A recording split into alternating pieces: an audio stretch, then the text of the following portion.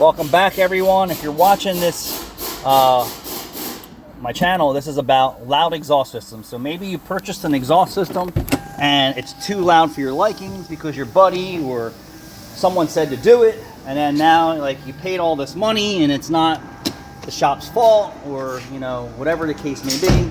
Then you made a decision that you thought you wanted your car to be loud and have performance exhaust, and now you're stuck with a loud exhaust system that you necessarily do not like anymore.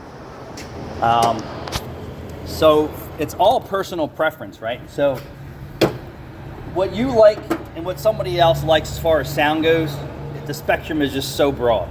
So don't think just because your buddy loves his straight piped exhaust system that you're going to love your straight piped exhaust system and be able to enjoy cold starts and driving around without being annoyed to death, and on and on and on and on and on. There's so many things that go along with upgrading your exhaust system. You need an experienced guy like myself to advise you. Don't let your buddy or anyone influence you in making decisions that you necessarily don't want to do. And you have to actually understand what you want out of your exhaust system. And you really need to understand too. You can't just say, I watched a YouTube video, or I watched this, I watched that. That is not the same as you getting in the car, starting your car, cold start, driving it at all different miles per hour, and listening to the vibrations and harmonics of all the changes in your exhaust system. It changes the whole vehicle when you upgrade your exhaust system. Some of them are mild, some of them aren't mild. Even if they say mild, to you, mild may not be mild. It may be too loud. So I saw some videos coming across, and I thought was hilarious.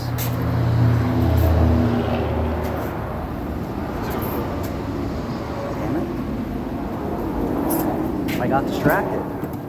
Did I put them in here? No. No. I had these in my hand and I don't know what I did with them, but I'll find. Oh, yes, those. So this is Chinese finger cuffs. Not. So what these guys here, Caleb's gonna, sorry about that. I didn't know what I did with it. This is a baffle. This is a traditional style, old style baffle they used many years ago. They used to use tubes and mufflers in different variations. So when I worked for Midas, we had the economizer that had 2 baffles and a universal muffler. Then we had the next step up, which was 3 baffles. So the 2 baffle wasn't so quiet.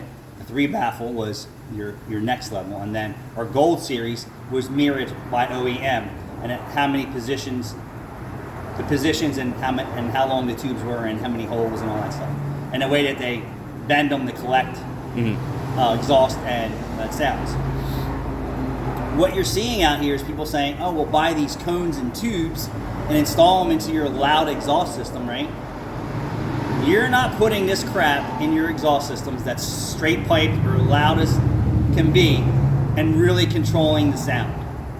This will definitely change the sound, but I'd tell you the average human ear will not pick this up. So if it's straight piped, you adding this isn't going to change much. Not enough to where you're going to be happy. So don't fall for the gimmick that buy my cone product, buy this cone product, and buy these tube inserts. One, seriously, does it look like it's a sound control device? It's really not. It has to be in a series of lengths and flow and position in a muffler or an exhaust system. And not only that, a lot of the time they pack fiberglass or whatever around it to they're just saying buy these tubes and cones and have them installed in your exhaust system, and you're going to solve your loud exhaust problem. No. It's not going to happen. It takes an experienced person who either bought the system and designed it, or a guy who uses his way around it, or to fix the problem. So we're just going to say in general, if you just had everything straight pipe, you have headers, no cats, no resonators, no mufflers, it is as loud as it possibly can be. You are not toning this down, adding this device. Absolutely you would have to not. add a glass pack or a resonator, and at that point, depending on the size and its ability to dampen the sound by the packing, it will change it a very little bit. Most of it will take the crack out of it, or it'll take a little bit of sound, but not enough to satisfy you. So, and for most instances, people come and say, oh, I want a Flowmaster. My buddy has it on his Dodge. I have it on this. I have it on that. And then he's driving a brand new Dodge. His buddy's driving one from 10 years ago. Completely different exhaust system design, completely different cylinder head, cam profile. It's not going to be the same exact sound. We get all the time, I want it to sound like a Mustang 5.0. You are never going to get an exhaust system to sound like 87 to 93 Mustang 5.0 with Flowmasters. Never. Mm-hmm. Not in modern Mustang. You go with Flowmasters on a modern Mustang, that engine makes so much more power, has so much more flow, and they're obnoxious in my opinion. Yeah, I don't like the way. Obnoxious. So New buying sound. these products, don't waste your time. I mean, if you want to experiment and you're an enthusiast and a hobbyist and say, well, it was $40 worth of parts, let me waste my afternoon cutting my exhaust apart and stuffing these pieces in there. And here's the problem: if you don't put them in there right, they're not really super strong material. Yeah. So as soon as they get heat in them, it becomes more flimsy. Now there's stainless steel out there too, but what happens if it becomes lodged, right? And turns. Now you're really screwing up something that's going on. So the cones, don't waste your time, people. Visit, a guy who has lots of experience in advising you for an exhaust system. Even the manufacturers set, certain preferences for sound quality, aggressive, mild, wild. It's only a baseline. It is not anything that's going to tell you you're going to be completely happy with the feel, the sound, and the vibrations of that exhaust system. You really have to know what you want, right? When someone comes in and says, what do you want? I want, this. And I'm like, well, it's a 6-cylinder. Do you really want the most disgusting sound that you've ever heard in your life on your vehicle? And then we had a customer come in with 3.5 F-150. What is the Jeep? The new Jeep? Gladiator? What? Oh, yeah. He's like, hey, Anthony, what do you recommend on my new Gladiator? And I said, what engine's in it? And he's like, the 6-cylinder. I said, I absolutely exhaust. nothing unless you want to throw up in your mouth every time that you start and drive your car. Honestly?